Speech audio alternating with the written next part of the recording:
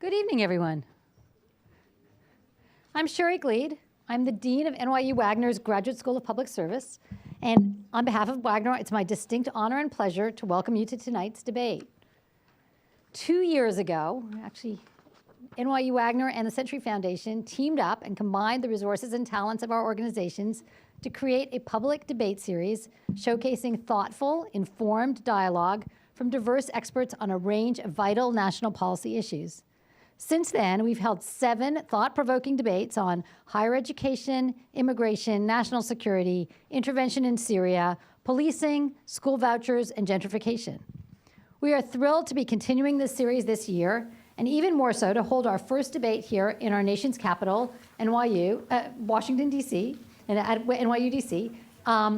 This facility, our host for the evening, is one of the university's global campus sites. It's a place where NYU students can immerse themselves in Washington's engaging intellectual, cultural, and political environment. Thank you to our friends at NYU DC for hosting us in this lovely space. We at NYU Wagner have a long history in public service, here in DC, back home in New York City, and in cities around the globe. For over 75 years, we've been helping our students translate their passion into action so they can make an effective and lasting impact on the public good. Our students and alumni all over the world apply their education to make a real impact on people's lives through healthcare, international development, urban planning, nonprofit management, finance, social innovation, and many other fields. Part of making a real impact is understanding all perspectives on a problem, and conversations such as tonight's are vital to helping us think through the big issues in public service today. These debates are an opportunity for thought leaders, practitioners, students, researchers, decision makers, and any interested citizen to hear varied perspectives on relevant and timely issues. Today's discussion will focus on school segregation and how we prioritize the challenges of equity and opportunity in education policy. We are pleased to welcome our debaters as they delve deeper into this important and challenging subject. While we may not all agree on the right outcome, I think we can safely say that continuing a dialogue such as this and listening to what both sides have to say will help us gain a greater understanding and hopefully new perspectives, both of which are hallmarks of good citizenship and of creating sound policies. I want to offer a warm welcome to Secretary John King, Sheryll Cashin, and Dr. Howard Fuller. They will receive proper introductions shortly, but on behalf of NYU Wagner and the Century Foundation, we thank you for being a part of this debate and sharing your insights. We are live streaming tonight's debate, so I want to welcome those of you who are joining us online. We're glad you're taking part virtually. When we first began discussing this series of debates with the Century Foundation, we all agreed that a vital part of the program would be involving our audience. And there are 2 ways you can take part in tonight's conversation and ask questions. Number 1 is Twitter, and number 2 is old-fashioned index cards. For Twitter, you can submit a question using the hashtag DOTC, which you will see in your programs and on the screen. The second way to ask a question is by writing it down on an index card. Simply raise your hand at any time during the debate, and an usher will pick it up from you. They also have extra index cards if you didn't pick up any at check-in. So before we start, we want to take your pulse about tonight's topic. We're going to conduct a poll right now, and then again, we'll conduct one after the debate is over to see if anybody's opinions have shifted. You can join the poll in one of 2 ways. You can join via text. Simply text DOTC to 37607. You can also join from any web browser. Go to polleve.com/DOTC and follow the prompts. There is no need to register or log in. I'll give you all a second now to join the poll through text or your browser. Instructions are on the screen behind me. Okay. Is everybody ready? Have you joined the poll? Let's poll.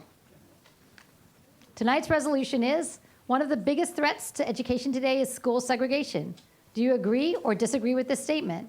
After you've joined the poll, simply text yes, no, or undecided. Now,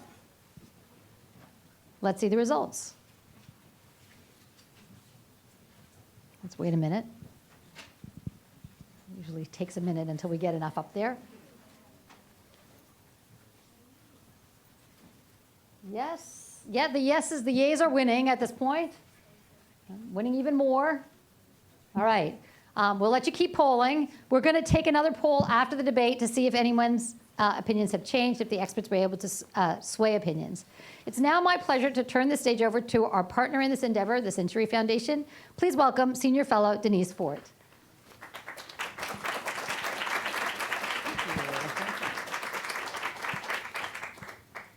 Good evening, everybody. And on behalf of the Century Foundation, it is my great pleasure to welcome you to the 8th debate of the century. First, I want to say a warm thank you to the teams at the Century Foundation and NYU Wagner for the time and effort that they've put into organizing tonight's event, a task made all the more challenging because tonight is the first debate in the series to be held in our nation's capital. A special thanks to the incredible Dean of NYU Wagner, Sheryll. Your policy, leadership, and good humor are truly unmatched. I want to also acknowledge some other guests in the room. Century Foundation President Mark Zuckerman is here with us tonight, as is TCF trustee and Maya Angelou, Presidential Chair at Wake Forest University, Melissa Harris-Perry. We are so thrilled that Melissa is here with us tonight and has brought with her several students from the Black on Campus National Student Journalism Program. Thank you for joining us here tonight and for the work you are doing, Melissa, to raise the quality of discourse and the need for more diverse voices in journalism. I also want to mention my colleague, TCF Senior Fellow Richard Kallenberg, who for 2 decades now has led the research and policy work on school desegregation as an essential means of reducing educational inequality. And of course, we have to thank our esteemed debaters and moderator, who you will meet in just a few moments. But before we get to that, I want to tell you just a little bit about the Century Foundation. We are one of the oldest public policy think tanks in the country, established in 1919 by Edward Filene, headquartered in New York City with a growing office here in DC. Our experts are leading thinkers and change makers, working on everything from educational equity to jobs in the economy, privacy and civil liberties, healthcare, and foreign policy. But now let us turn to tonight's topic. 64 years ago, our country found itself in a crossroads in education. Do we choose to embrace our diversity and ensure its presence in our schools, economy, and democracy, make the proper investments, and bring about change to ensure equity of opportunity, or do we turn away? What exactly would be our responsibility? Well, the courts in Brown v. Board of Education provided one answer. The decision said, today, education is perhaps the most important function of state and local governments. And to go on, it is required in the performance of our most basic public responsibilities, even service in the armed services. It is the very foundation of good citizenship.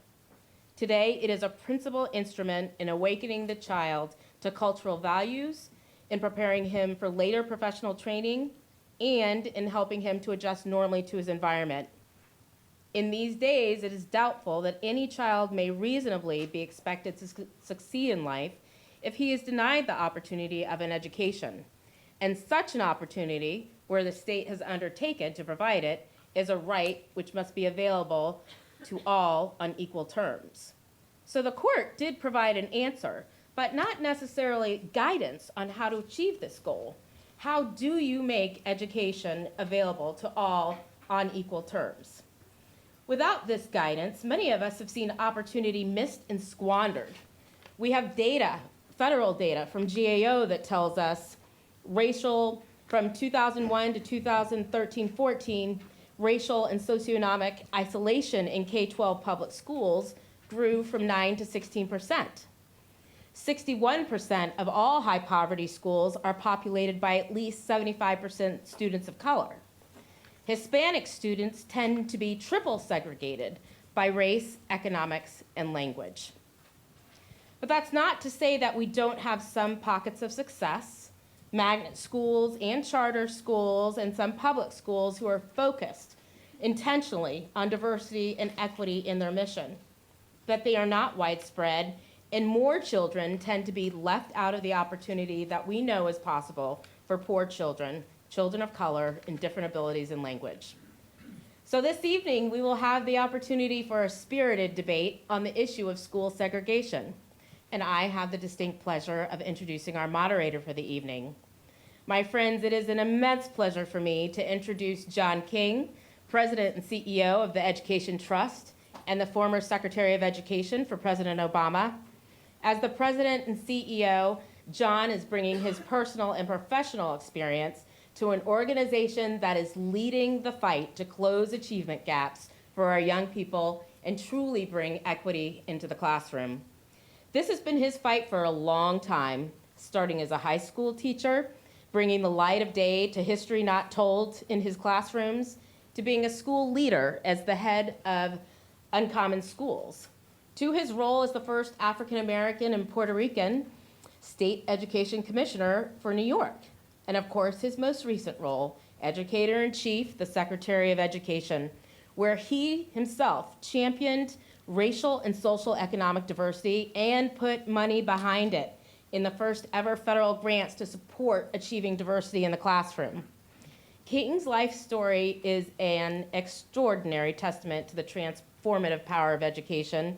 Both of his parents were career New York City public school educators whose example serves as an enduring inspiration.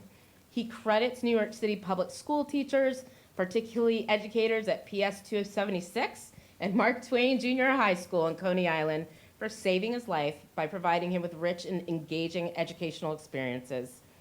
It is indeed my pleasure to welcome John King to the stage, and thank you for being our moderator.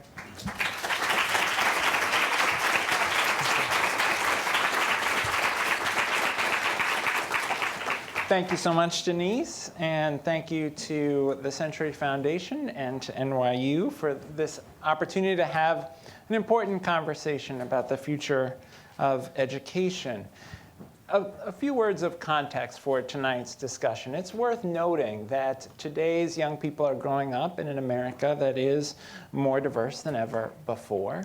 They grow up in an America where a majority of the students in our public schools are students of color. Majority of the students in our public schools are eligible for a free or reduced price lunch. About 10% of the kids in our public schools are English learners.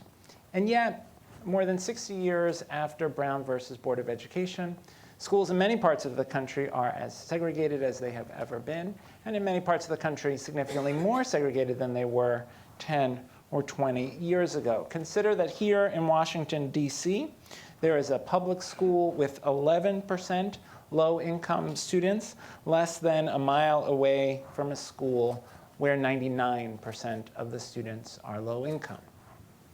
Consider as well the recent report from the U.S. Commission on Civil Rights that noted that approximately 77% of Latino students and 73% of African American students attend schools that are majority students of color, and approximately 88% of white students attend schools that are at least half white.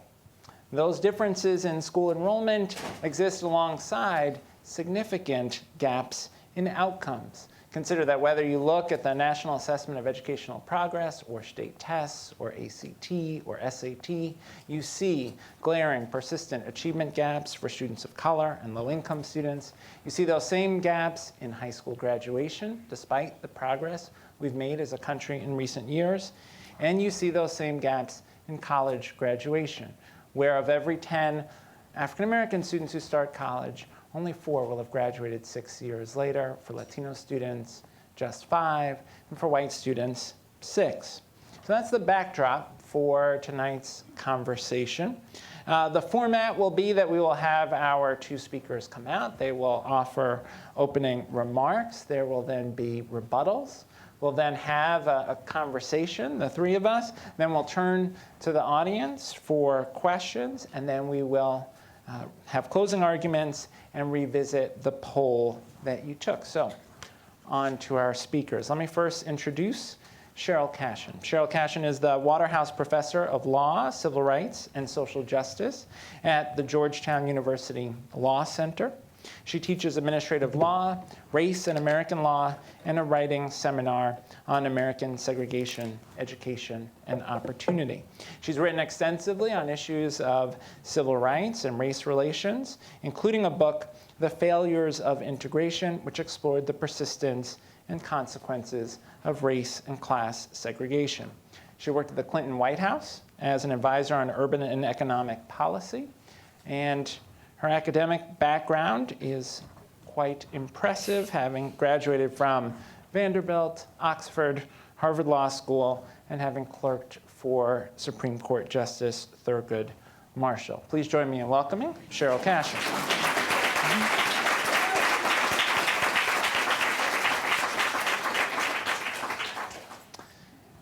And now, the equally impressive, even-handed, equally impressive Howard Fuller.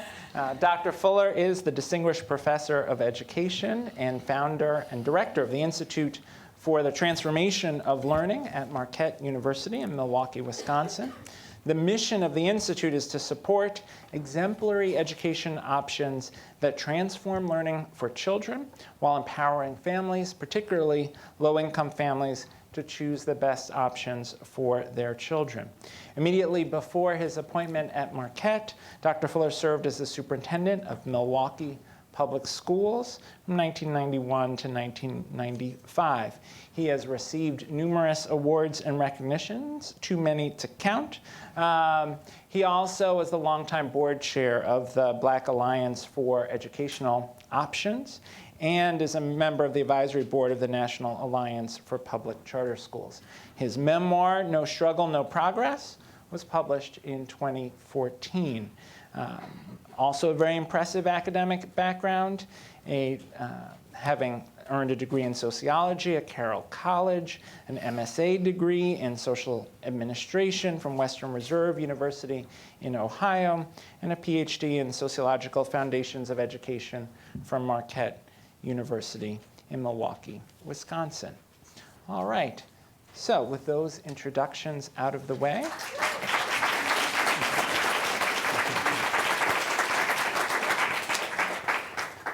we will now turn to Professor Cashin. Thank you so much. It's an honor to be here. The grievous harm to children trapped in high poverty, low resource schools is a point I will get to, and it's what has animated my whole academic career in writing about these issues.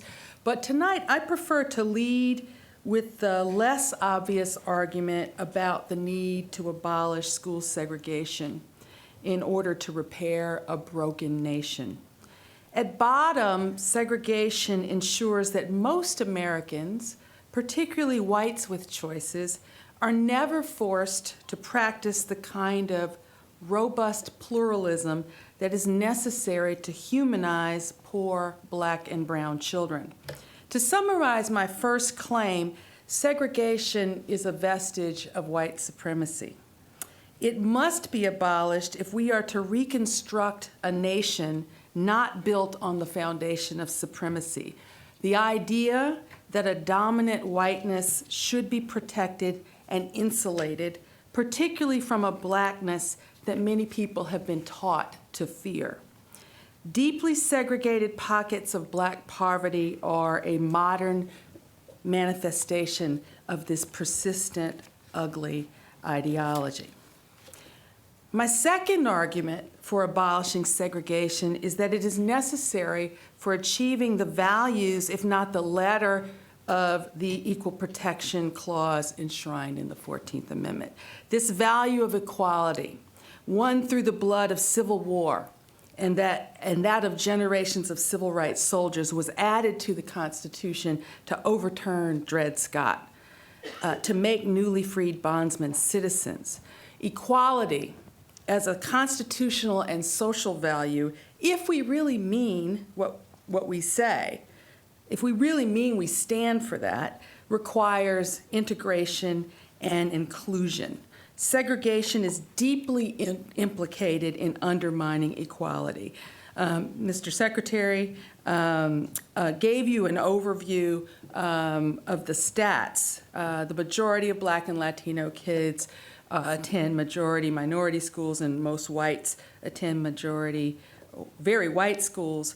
But another dimension of segregation is that exposure to poverty is typical for Black and Latino school children and much less common for white and Asian kids.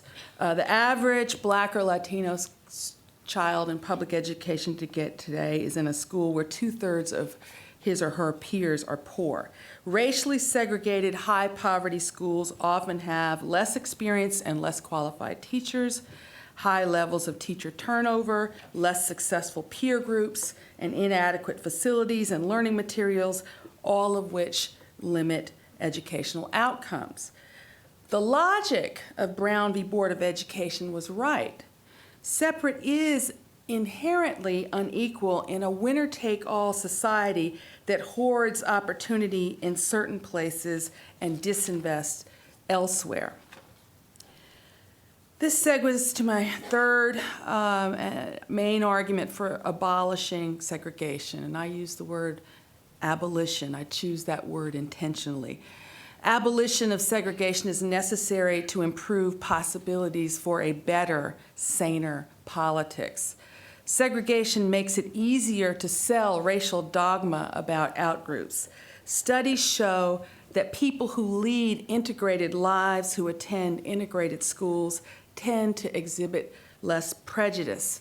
And there is, recent research by political scientists in this country that shows that segregation into your own neighborhoods and schools is producing, I'm sad to deliver this, racist worldviews, and where people tend to vote those racist sensibilities. We cannot repair what is broken in this country. We cannot restore the social contract without restoring context for practicing pluralism. We also, need places where people can get a common civic education, a common understanding of our collective history, a common understanding of facts and science. Those are my three opening positions. I'm ready for the debate. Professor Fuller.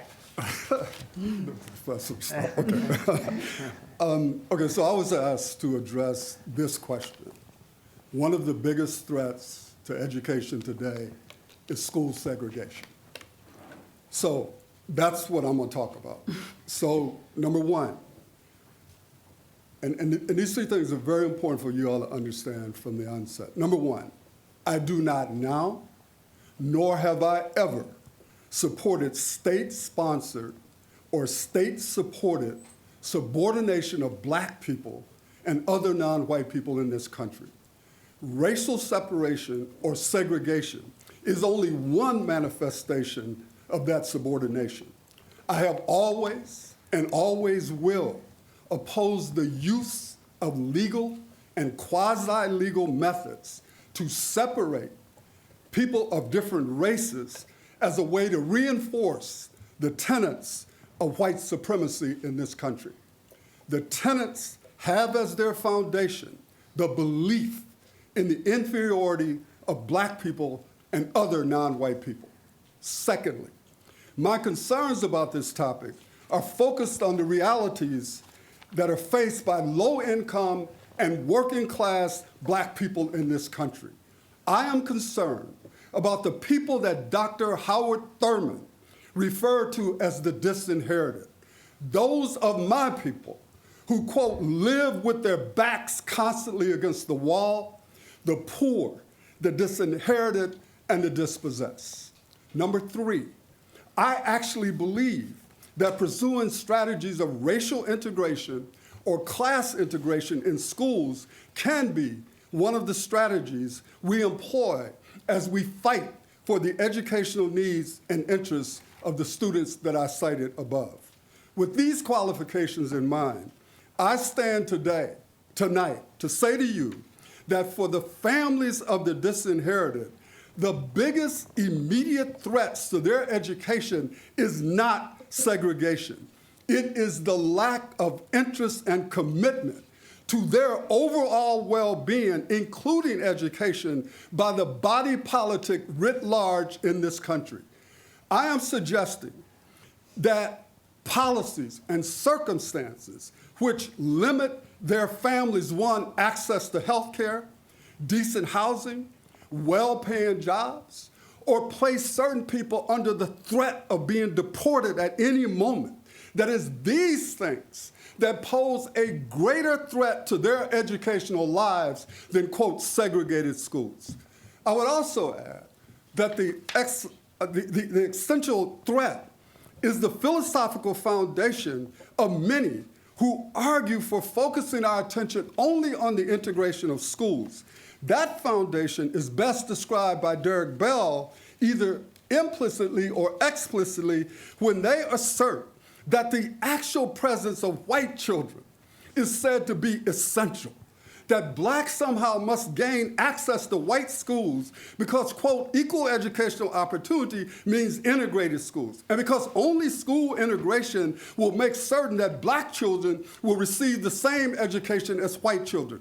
This theory of school desegregation, however, fails to encompass the complexity of achieving equal educational opportunity for children to whom it has long been denied. Therefore, my stance on the question before us is captured by the words of Judge Robert Carter. And I assume you all know that Judge Robert Carter was the attorney who had the responsibility to put the social science literature before Brown, the literature that is contained in footnote 11 of the Brown decision that most people who talk about it ain't never read. And so that if you look at what he said, and he was clear, he said that integrated education must not be lost as the ultimate solution. That would be a disaster in my judgment. For the present, however, to focus on integration alone is a luxury that only the black middle class can afford. They have the means to desert the public schools if they're dissatisfied. They can obtain remediation if necessary and get their children into college or some income-producing enterprise. The urgent need for the black urban poor is the attainment in real-life terms and in settings that will be virtually all black, at least some of the benefits, and equal protections that were guaranteed by Brown. The only way to ensure that thousands of black urban poor children will have even a remote chance of obtaining the tools that are needed for them to have a decent chance when they come into the marketplace in America is to figure out how to make sure that they receive a quality education in those schools where it is only black children attending and are likely to be attending for at least another generation. Thank you. Professor Cashin, a rebuttal. So I'm sympathetic to a number of things that Howard has said so passionately, but I've let the record reflect that my twin boys are in a public charter school, not a private school, where a quarter of the kids are on free and reduced lunch. So I haven't, left the scene, right? I'm fighting the good fight. Well, let me say this. Segregation is one of the things that really harms all children. Sociologist James Coleman first reported in 1966 what common sense tells us. The primary predictor of school performance is the socioeconomic background of the children. Coleman concluded that social composition of the student body was more highly related to a child's achievement than any other factor, including per pupil expenditure, class size, teacher experience. And this groundbreaking insight has been confirmed by decades of subsequent research. This does not mean that poor kids are stupid, but policies that concentrate poverty are stupid. Meanwhile, integration has been shown to produce ample educational, social, and economic benefits for disadvantaged and advantaged people who experience it, including reducing racism. Different policy choices produce better outcomes. I like to cite the example of Montgomery County, Maryland, where Mr. Secretary lives with his family. In addition to for at least 4 decades promoting inclusionary housing. This county is also promoting school integration, and I commend to you a study that a lot of education types know very well by Heather Schwartz. In a Century Foundation publication of 2010 entitled Housing Policy is School Policy, they give the results of her study, which compared outcomes for Black and Latino residents of public housing in the county. Children whose families were allowed to move to middle-class neighborhoods and attend middle-class schools did much better than children left behind in high-poverty schools, even though Montgomery County put additional resources into these schools. And this, what I want to underscore is that the federal government and local and state government are complicit in creating and encouraging and acquiescing in concentrated Black poverty. And I'm arguing that different public policy choices create different and better outcomes. And my concern is not just with the education of Black children, but the education of non-Black children and what is going on in their minds. Thank you. Professor Fuller. Yeah, my comment would be that, like what Sheryll said, there are things that she said that I actually agree with. The difference, though, that we have, if there is one, is I'm simply saying that integration can't be the thing that we hang our hats on when it comes to the plight of poor urban children. Because the reality is, and my comments were not personal to her, but the reality is that a whole lot of y'all who are out here talking about integration, y'all hollering at us living in some of these enclaves that you have put together so y'all can be out there with white people, or at least with people who all have the same class foundation.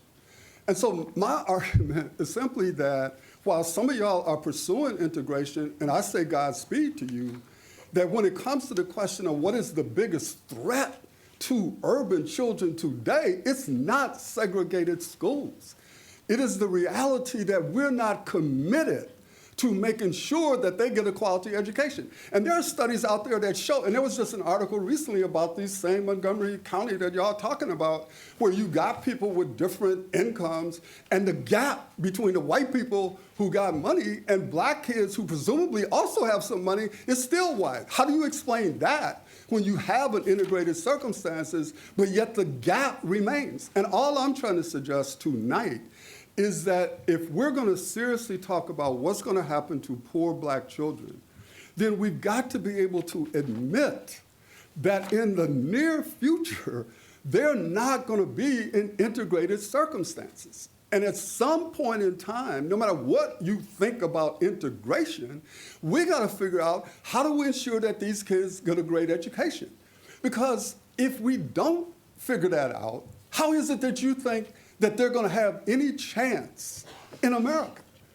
But again, I want to be clear. I do not support the notion of using racial separation as a way to subordinate people. I don't support the people in this country, including the dude who is at the top of this country, who's clearly a white supremacist and is pushing white supremacist notion. I ain't with that. But at the same time, I'm trying to deal with the reality of what's happening to my children on a day-to-day basis in these communities that many people who are talking to me about integration left for the precise reason that they didn't want to go to school with these children. All right. Thank you both. Can we have a round of applause?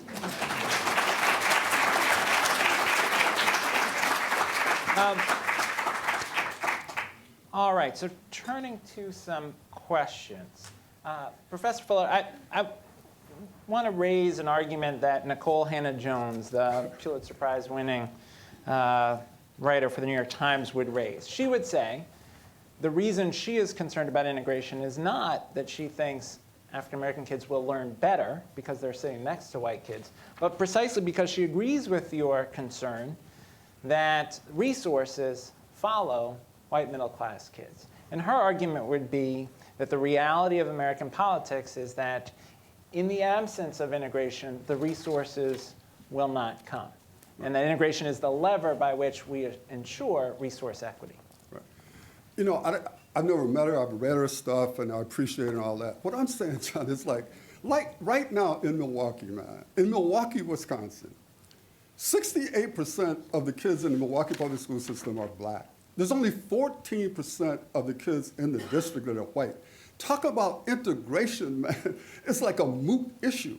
And there's no political will in this country to create these metro districts and all of these things to bring black kids into at least hollering distance with white people. Because the reality of it is white people and people with money have spoken by moving so that they don't have to deal with stuff that they're explaining to us why it's important to do.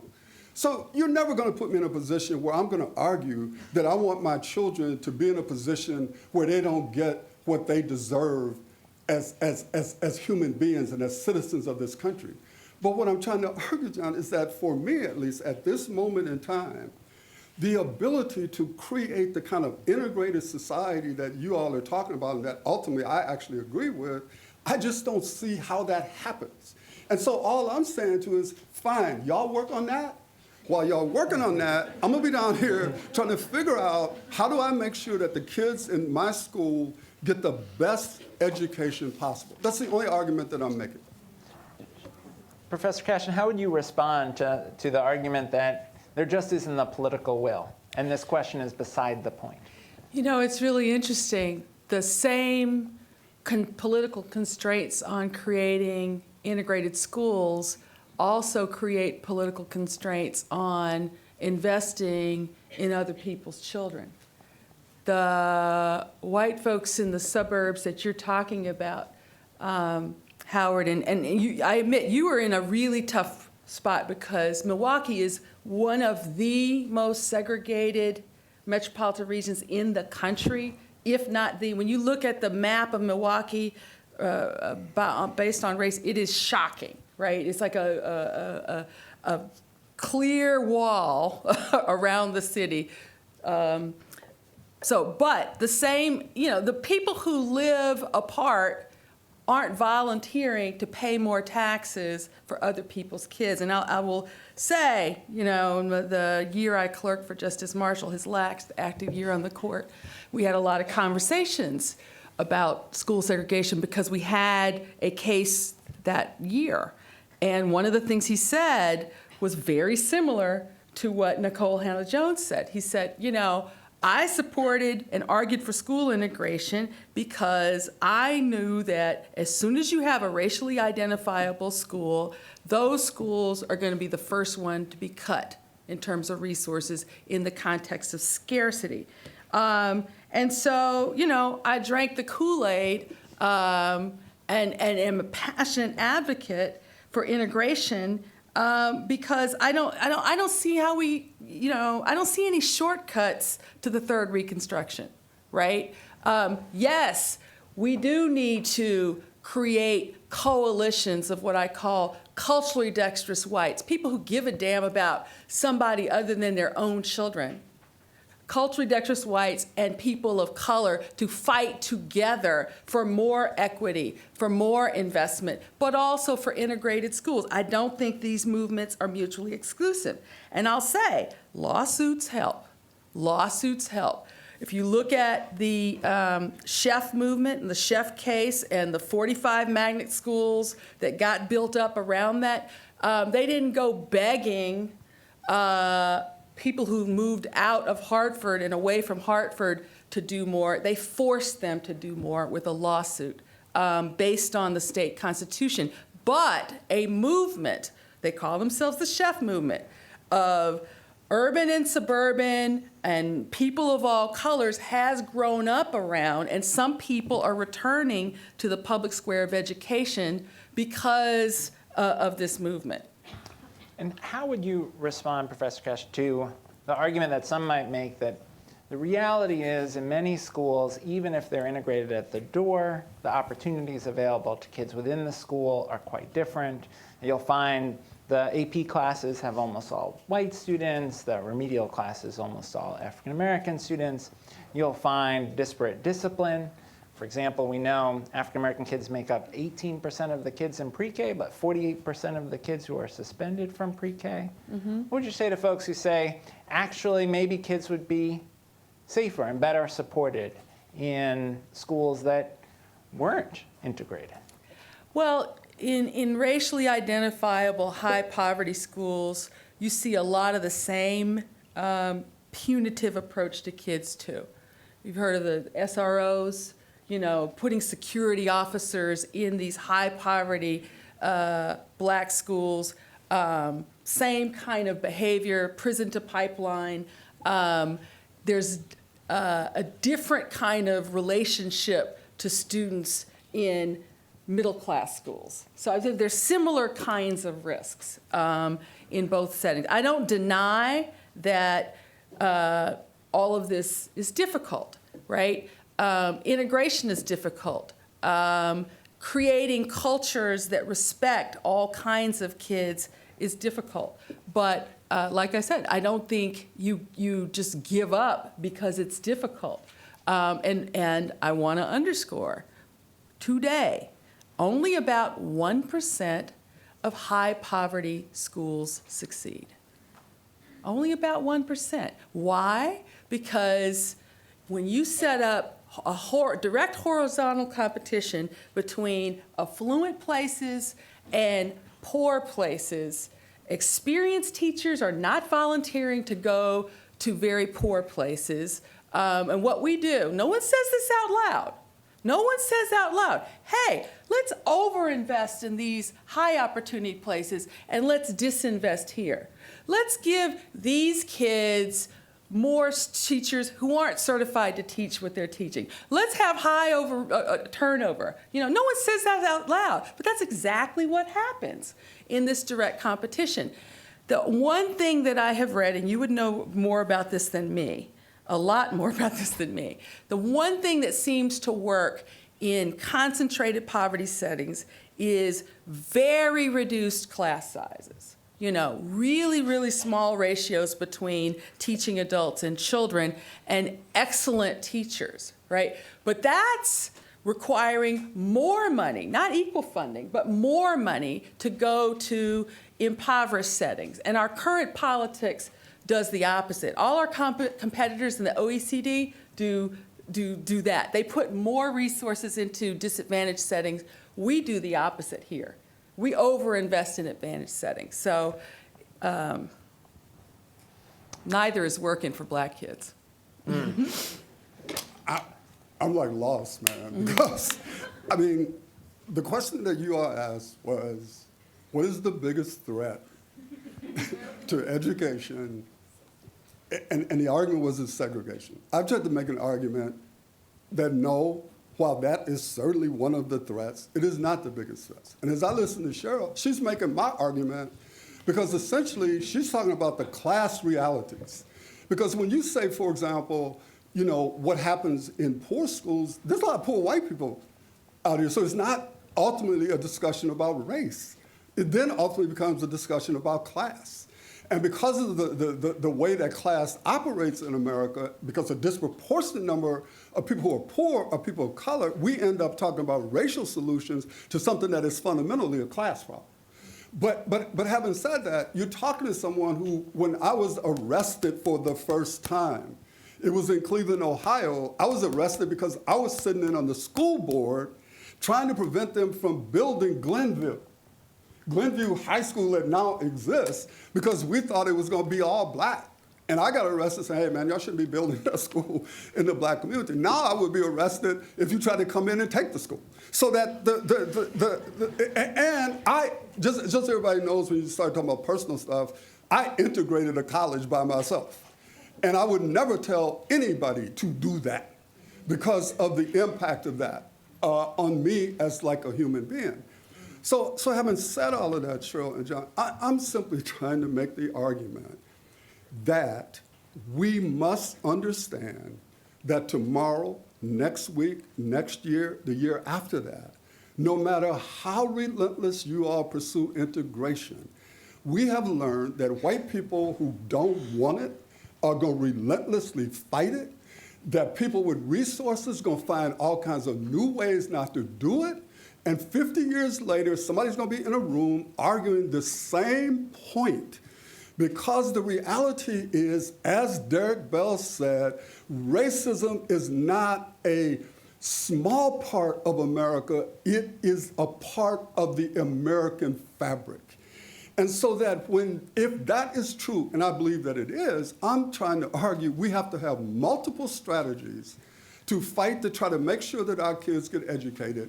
Integration needs to be one of those, but it cannot be the focus of what we do in the world of 2018. So let me press you on the range of strategies, because essentially Professor Cashin is arguing, look, if you're in this situation of concentrated poverty, go to court and challenge the district lines, right? Do what happened in Sheff in Connecticut, challenge whether or not the state is fulfilling its constitutional responsibility. If not that, then what? But John, I'm not arguing about y'all going to court, man. Anybody want to go to court, go to court. Go wherever y'all can go. I'm simply making the point, while y'all in court over the next 20 years, we got to make sure that poor black children who are waiting for the court decision and will have children of their own by the time you get a court decision, that we have figured out a way to give them the best education possible. We need to fight for resources for them. For example, I'm a supporter of vouchers and all that, but I don't support taking money to create a voucher and taking it out of Title I funds or funds that are there for poor children who already don't have enough funds. So if someone wants to line up tomorrow to fight for more funds for disadvantaged kids, I'm in that line. I'm on that picket line. Because I believe that everything that we can do to bring resources to those children, we should do. And for those of you who believe that integration is critical, I applaud you for fighting, and you will never find me out there arguing about you all shouldn't do that. My argument is simply that if you just simply pursue that, it's not real in terms of the day-to-day reality of the children that I'm talking about. So but let me press further. So in a city of concentrated poverty, Professor Cashin goes to court on behalf of the community. In the meantime, your message to the community is to do what instead? John, here's the thing, man. You know that there's certain things you can do to ensure that kids get a great education, even under circumstances that are horrible, right? The question is, do we have a clear mission? The question is, do we create an environment where kids have a sense of belonging? Do we create an environment where kids have a sense of autonomy? Do we create an environment where kids are taught to read, write, think, analyze, and compute? I would argue that as hard as it is, you can create those environments in places that are all black and all poor. And I would argue that it is being done every single day in this country. And that my argument is that those of you who say it can't be done, you should say you're not doing it, because there is somebody in America who is doing it every single day. Now, am I going to stand up and say, oh, this is great, though we have so few resources? No, I'm going to be at court with y'all fighting for the resources. But then when we get done with the court that day, I'm going back and keep trying to create these environments of the kind that I just described that will give poor kids the best chance to get a quality education. May I respond? Yes. So I reject the argument that I'm talking about class. I am talking about race, and here's why. If you are white and poor, statistically, you are more likely to be in a middle class setting, right? If you are black and poor, even black and middle class, even a black person who makes $100,000. This is the Ta-Nehisi Coates book. Black people making $100,000 tend to live in neighborhoods with the kind of amenities or accoutrements that white people making $30,000 do. But forget about affluent black people. Poor black people are overwhelmingly exposed to concentrated poverty. It is a racial dimension. The iconic dark ghetto that Kenneth Clark talked about was an intentional, you can read Richard Rothstein's book, an intentional, peculiar American institution that was based on, and continues to be based on, anti-black empathy, anti-black hostility and anti-black fear, right? And so it is racialized. Now, the other thing I want to respond to is you can say that people every day are creating excellence in the context of concentrated black poverty. I submit to you that there's not a lot of research bearing that out. Yes, you might be able to find the Harlem's Children's Zone. Yes, you may be able to find some examples, KIPP schools. A lot of those places, KIPP in particular, they push out people. It's not happening systemically. And a lot of the public charter schools, despite my kids being in one, are more segregated than the regular system. But segregation into highly poor, racially identifiable black schools is a recipe for disaster. Meanwhile, there are some places that are doing things differently. And we have a chicken and egg problem, right? The fear of black people in numbers and the avoidance of black people and the lack of habits of dealing with black people, the demonization of black people contributes to the blaming of the victim, the unwillingness of state legislatures to invest in urban schools. So we have a chicken and egg problem. Like I said, there's no shortcut to the third Reconstruction. If we don't begin to build more context where people experience people who are different and get practice at that, and frankly, there's a lot of demand for that among younger people, right? Younger people, millennials, are much less afraid of black people than their parents and their grandparents. You're shaking your head, but I got to tell you, 60% of white millennials agree with the Black Lives Matter movement's critique of law enforcement. They agree with it. There are potential allies out there. I'm in a city where a lot of whites who cannot afford to buy their way into a premium neighborhood want to be in these schools.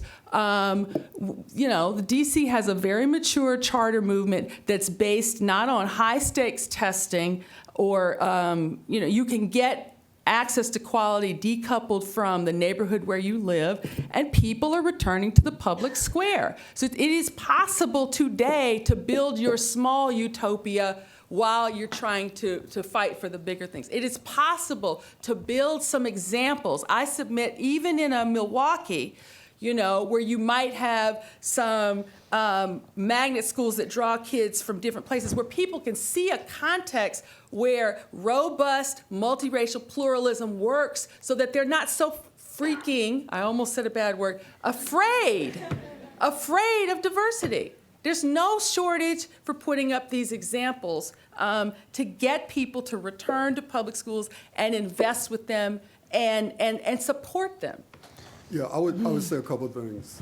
Number one, I want to see where all these millennials are when they have kids. And then they got to start making real decisions instead of theoretical decisions made at Yale in a discussion about integration. The second thing that I would say is that you made an argument that you're not talking about class, and then you start talking about class. Wait, let me finish. Because the point I'm trying to make is, and I was very clear, I said that it is both a racial issue and a class issue. And I also said very clearly that because of the way that class operates in this country and the way that race operates, and the fact that a disproportionate number of people who are poor are also people of color, that we will at times come up with a racial solution for something that is fundamentally a class problem. And it doesn't work because the fundamentals are not just race, they're class. It's the nature of how class operates in America. And I am not someone who is uninterested in integrating the public square. But I'm interested in trying to make sure that when the integration of the public square takes place, that the black people who enter into the square are able to function in a way that gives them an opportunity to be successful. And I would argue that a part of the problem sometimes when it comes to even those of you who support integration, y'all like talk so hard about something that is all black and it is inherently like horrible. And you start, as Chris Stewart said, awfulizing our children. And then white people say, hey man, I'm not trying to be with them. So one of the things we gotta be clear about is in the process of trying to talk about how terrible it is, we don't talk about it in a way that actually presents an opposite effect. Because then what we began to get people to believe is that, that we're not capable of having excellence in something that is all black or something that is all poor. So there's a danger to how we make these arguments. And all I'm trying to say, and I'll say it again, I'll say it again, I'll say it again, I'm not opposed to integration.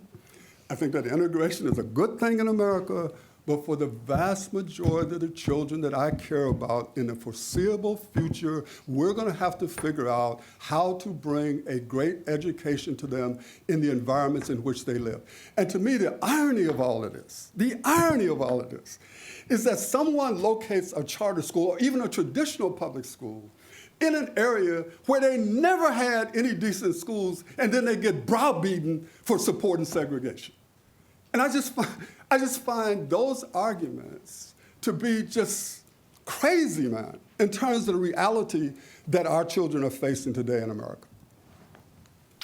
So I go to a virtually all-black church, and I grew up in the home of civil rights advocates who really put their lives on the line for dirt poor black sharecroppers in the Black Belt of Alabama. I think we are equally passionate about black people who the rest of society marginalizes. I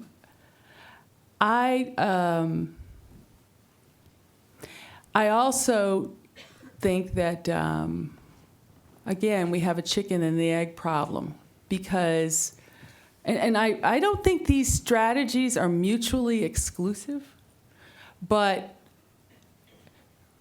when you have to deal with Scott Pruitt and a Wisconsin legislature, I don't see, and in the many urban schools, this is what's happening, right? You know, where the social contract is just pulling apart, right?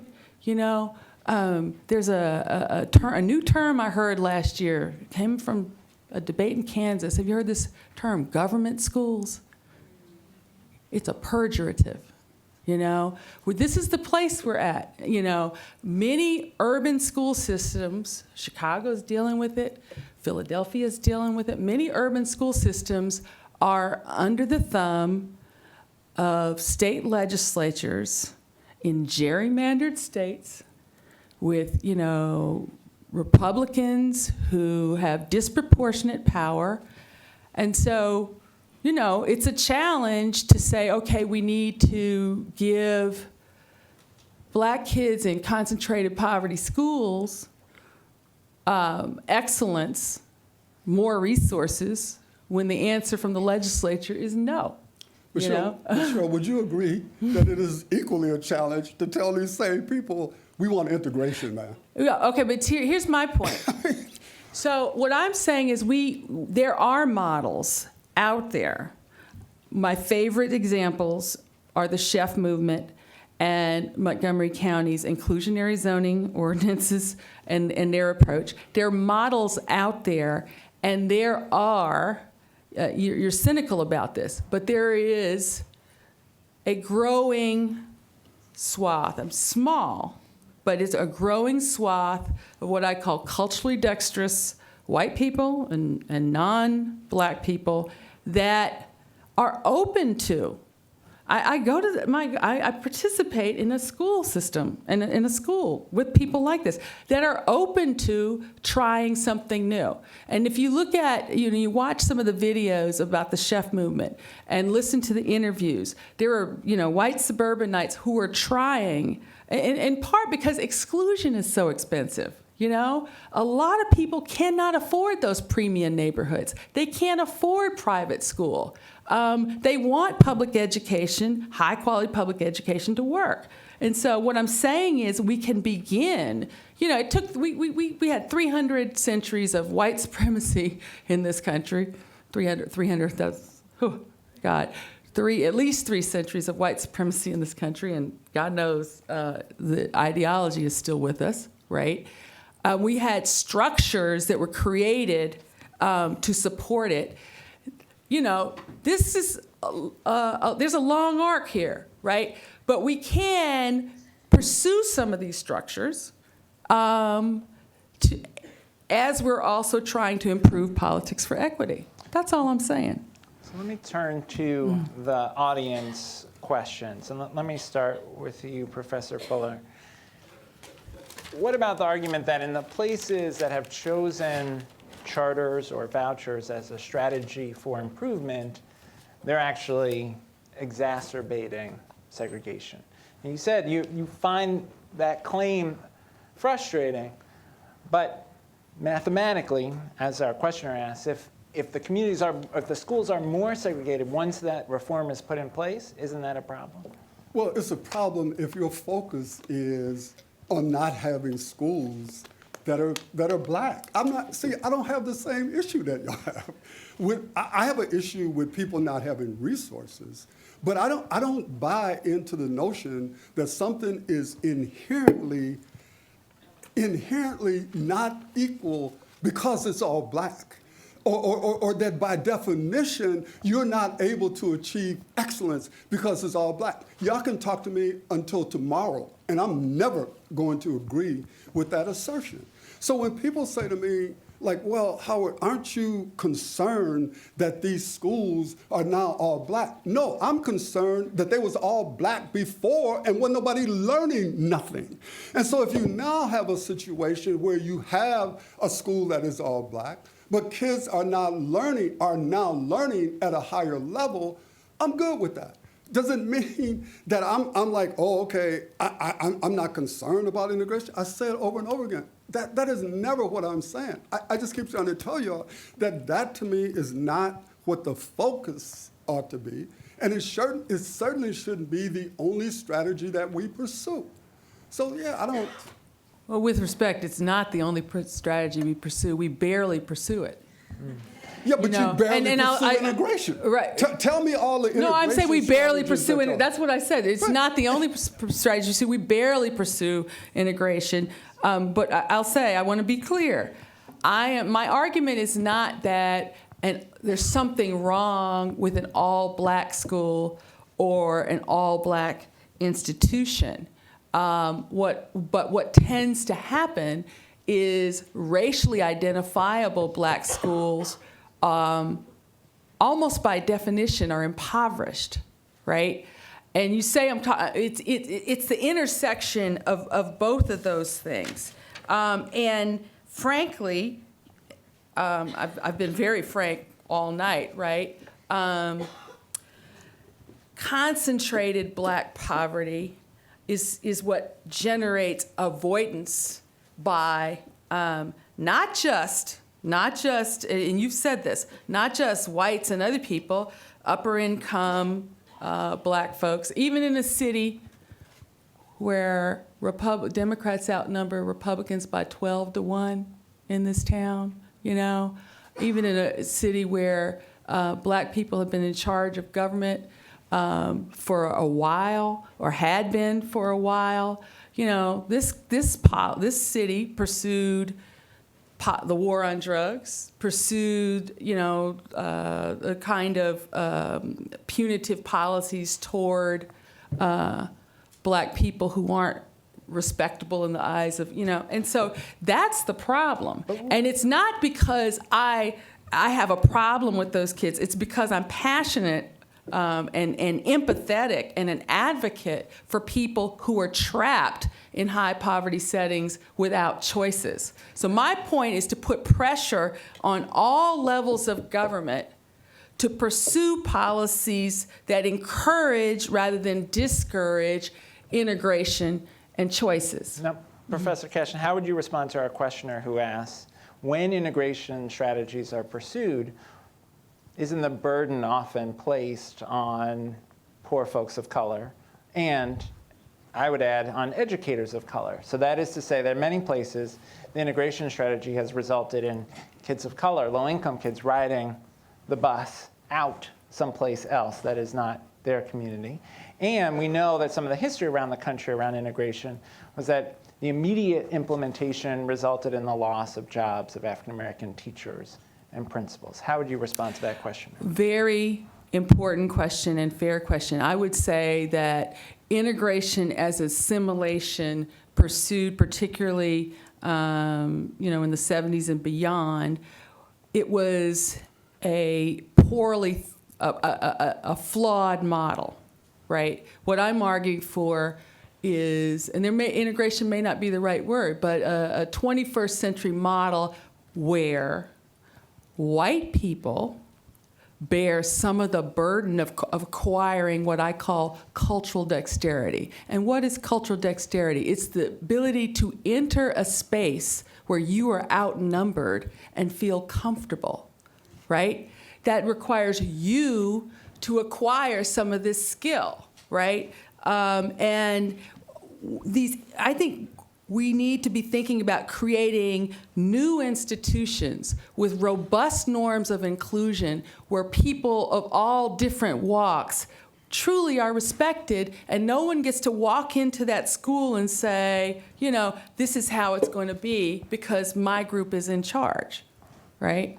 And if we don't build institutions where people get practice like this, we're going to have more of the same. More of the same, where a demagogue can stoke division, trade in the most indecent kind of discourse, and what's the number now? I don't know, 35, 40% of the people follow him. Professor, God help us. Professor Fuller, what about the impact on civic society of school segregation? I really find this a very, very difficult conversation to have because we have gone so far beyond talking about what I thought the question was, and that we're pursuing the broad construct of American society, and I can get into that discussion as well. But John, look, I'm trying to make an argument here that in America, the America that I know, racism is fundamental to how it functions and how it operates.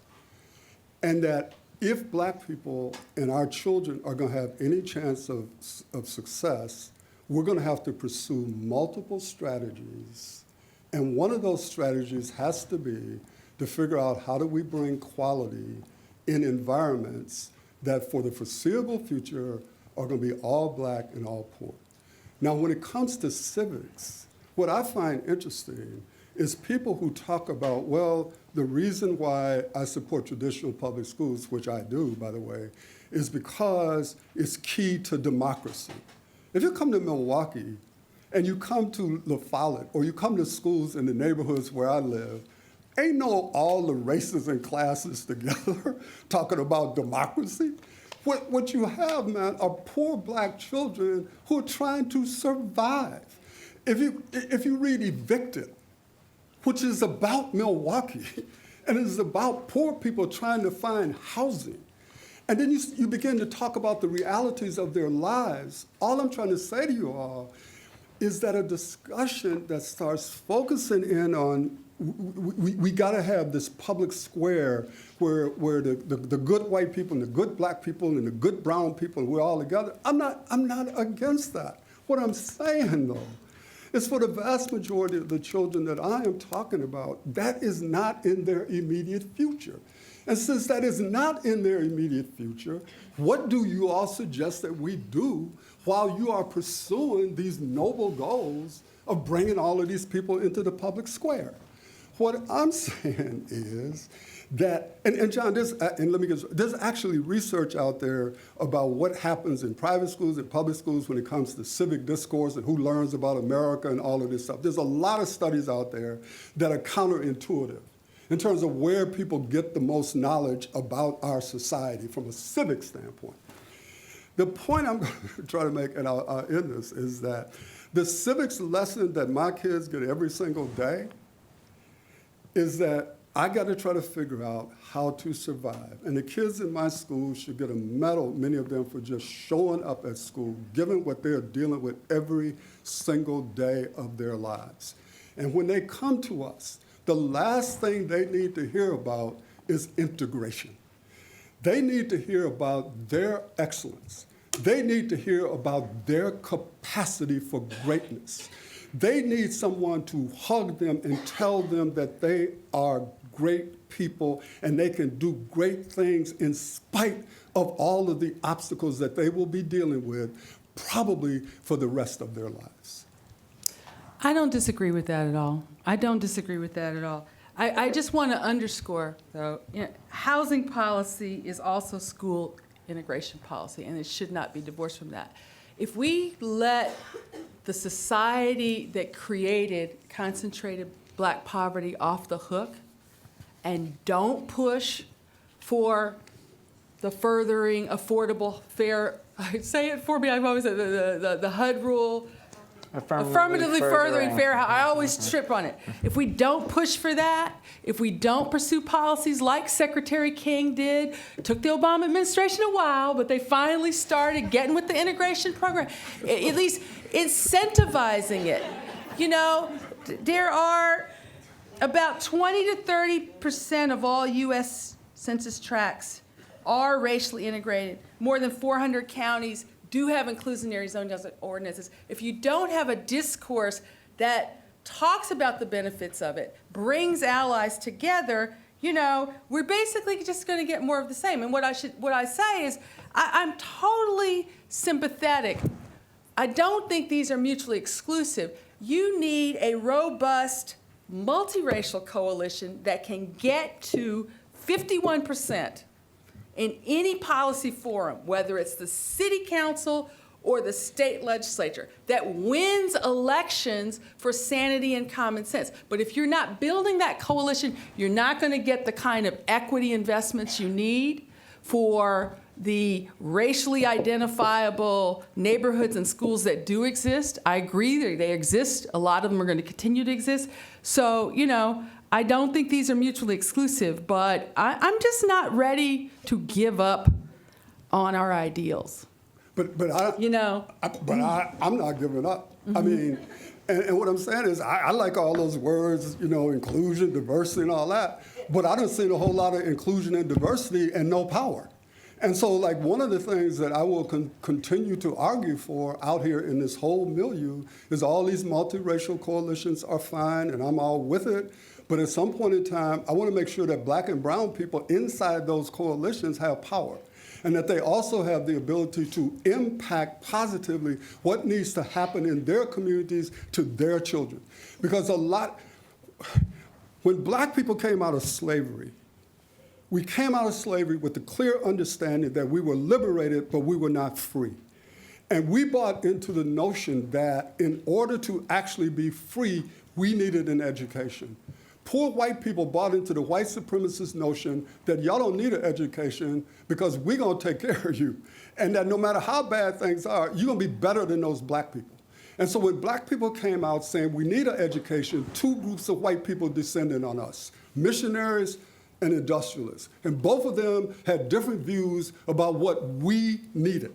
And what I would argue today is I hear those same arguments over and over again from the latter-day missionaries and the latter-day industrialists, telling us what we need, and this is what has to happen. And I want to say one last thing. If you read Michelle Foster's book, Black Teachers on Teaching, And you alluded to it, John. What happened when integration came? 3 things happened. Black schools were closed, black teachers lost their jobs, and black teachers' opinions were devalued. What has happened with ed reform? Black schools have been closed, black teachers have lost their jobs, and black teachers' opinions have been devalued. So no matter what strategy you come up with in America, if black people are not diligent, even things that were supposed to be for us will be turned on its head and used against us. That's the America that I know.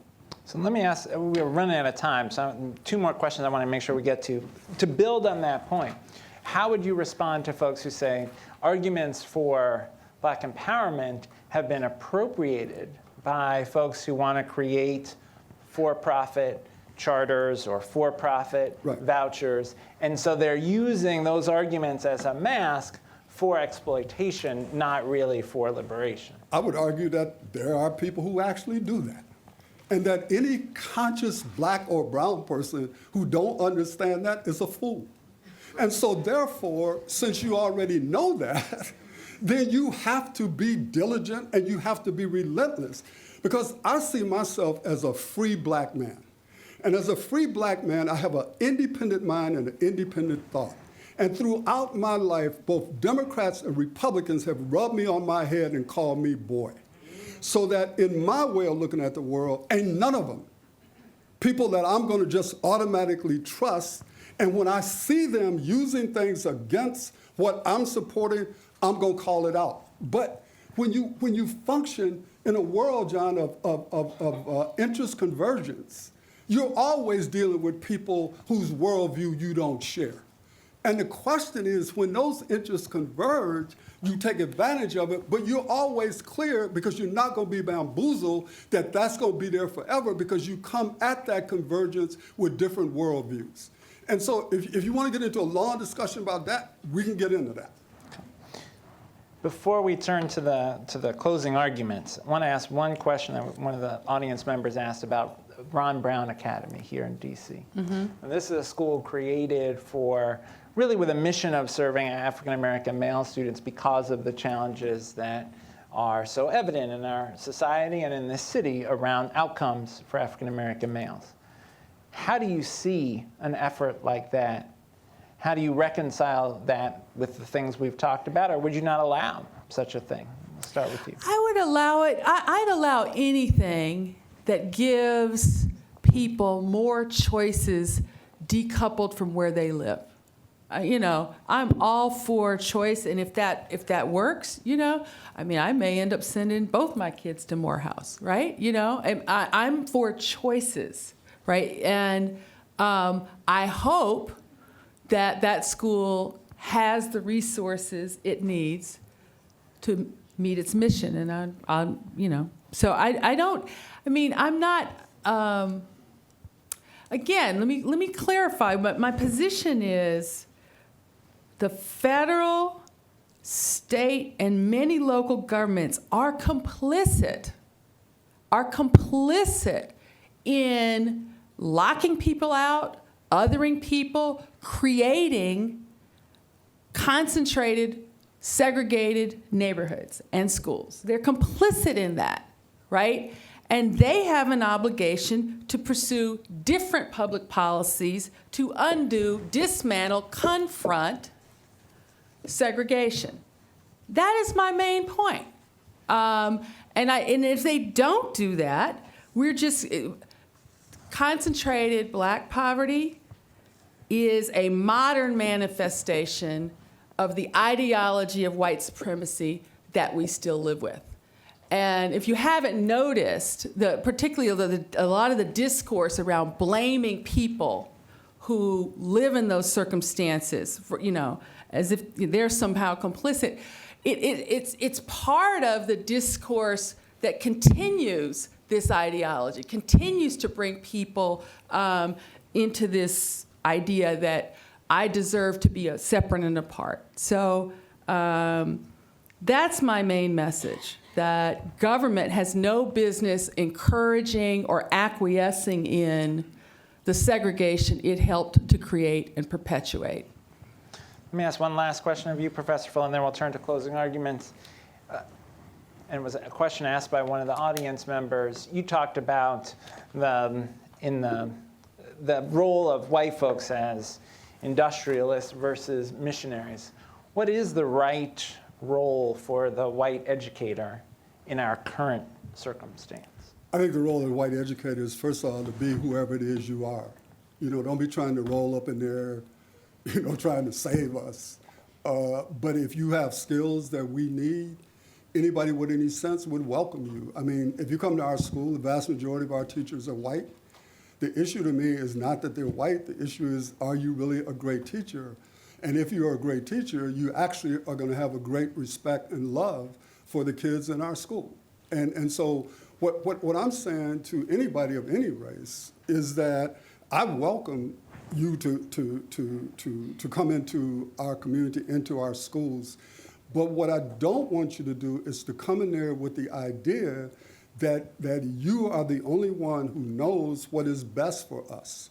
And I need to have people who are willing to listen, to be respectful, and to understand that we not only have a point of view, but that we have a knowledge base, and that don't come into us with a deficit approach to what it is that we bring to the table, but come to us understanding the assets that we bring to the table that will be critical for our own ability to fight for our own freedom.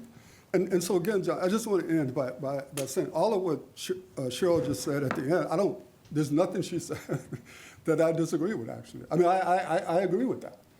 And I've tried to argue that these strategies should not be mutually exclusive. It's a question, I guess, of where you're going to place focus at a certain moment in time. So we are approaching the end. Final comments? Yeah, my final thing is that in 1935, W.E.B. Du Bois, in the Journal of Negro Education, was talking, they were debating the question of education for black people. And what he said is that the Negro needs neither segregated schools nor mixed schools. What he, and I added the she, what he or she needs is education. What he or she must remember is there is no magic either in mixed schools or in segregated schools.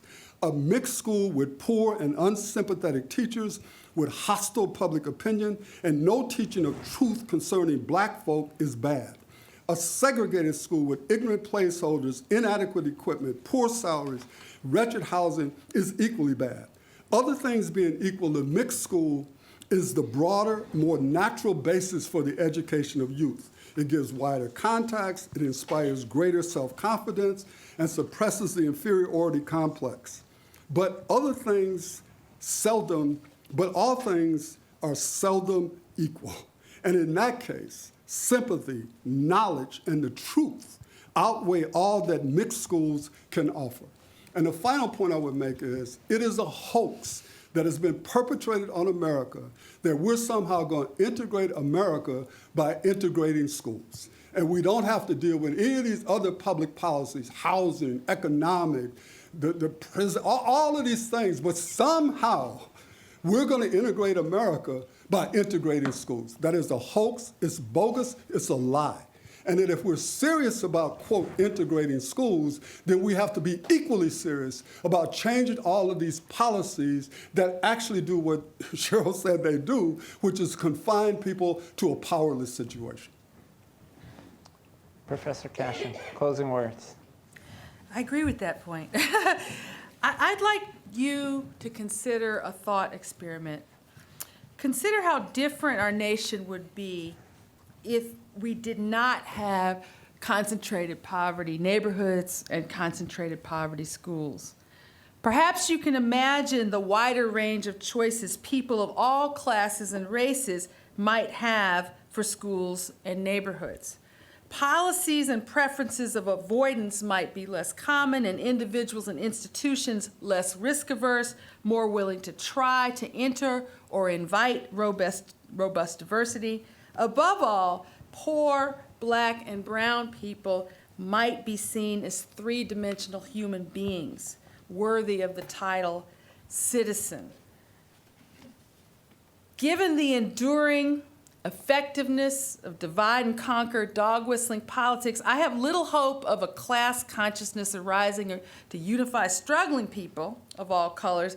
I am, however, optimistic about the possibilities for creating ascending coalitions of culturally dexterous whites and progressive people of color that can fight together for both integration and equity in the regions where they live. Things change. California, 20 years ago, was pursuing the same kind of mean-spirited, anti-immigrant, 3 strikes and you're out policies that, we're seeing coming out of the White House. And now California, because of a coalition of the ascendant, is retreating from the war on drugs, investing more in education, leading on climate change. It's a very different state. We have to imagine the country we want before we can usher it in and get up every day and fight for it. Thank you. Thanks. All right.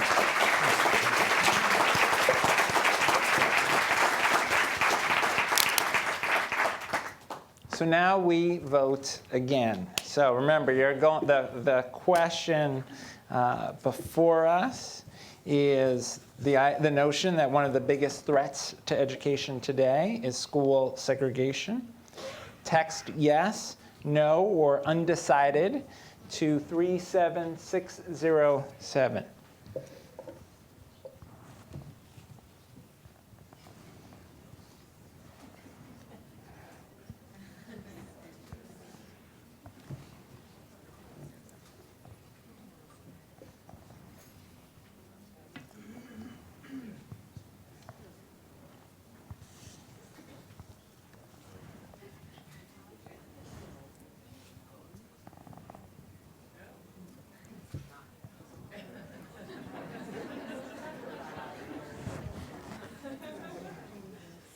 It's like the political, it's like November 2016. She thought she was winning, but then she wasn't. She lost Michigan. I can't look.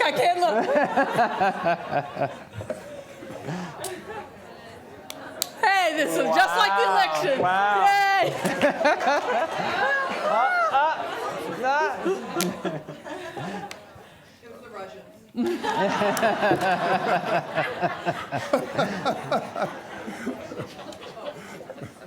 No collusion. Well, Definitely no collusion. I suspect the margin here is narrow enough. The longer we stand here, the more it will go back and forth. So let me just ask us to again thank our fabulous debaters.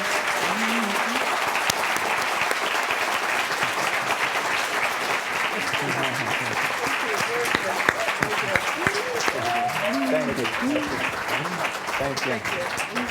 Thank you again to the Century Foundation and NYU for hosting us, and thank you all for joining us. Thanks so much.